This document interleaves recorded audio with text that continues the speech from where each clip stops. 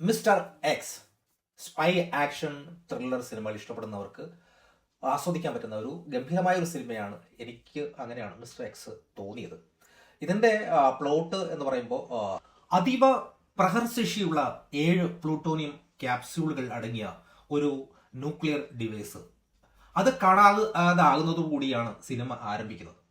അമേരിക്കയുടെ സഹായത്തോടു കൂടി ഇന്ത്യ നന്ദദേവി പർവ്വതനിരകളിൽ സ്ഥാപിക്കാൻ ശ്രമിക്കുന്നതിനിടയിൽ ഒരു മഞ്ഞുവീഴ്ചയിൽ ഇത് നഷ്ടപ്പെടുകയാണ്.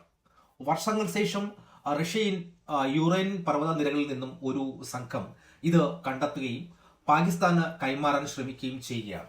അതേസമയം റാണ എന്ന അന്താരാഷ്ട്ര മാഫിയ സംഘം ഇന്ത്യയിൽ നടക്കുന്ന G20 ഉച്ചകോടി ലക്ഷ്യമിട്ട് ഈ ഉപകരണം ഉപയോഗിച്ച് സ്ഫോടനം നടത്താൻ പദ്ധതിയിടുന്നു.